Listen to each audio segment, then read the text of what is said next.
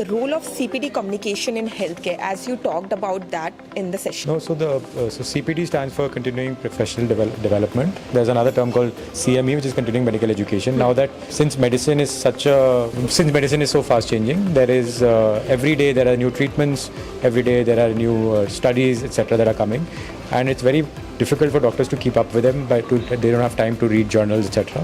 So it's very important that they attend CME and CPT program, which can be done online or they can be done live, etc., where they learn from top experts, whether it's an expert who's been part of a trial, who's talking about a new drug that is coming up, whether it is a pioneer in some therapy which is talking about some new innovation that has come up in treatment, etc.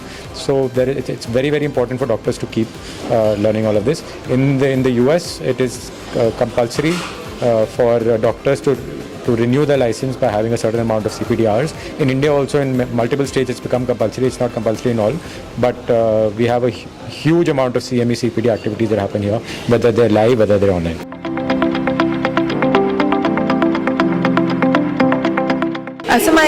Adding to this, what is the role of interdisciplinary in the field of healthcare? No, so again, in healthcare, given especially in India that there are so many patients to a doctor can maybe give 2 or 3 minutes. After that, the doctor might not be able to give the time.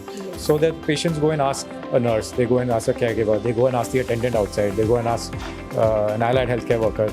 Or in villages, people ask their ASHA workers, etc. So it's very important. So interdisciplinary education means everyone working together. Yes. So all of these guys working together. So it's very important to empower all of them, to make sure all of them are taught in communication skills, they're taught in obviously their fields, they're experts at.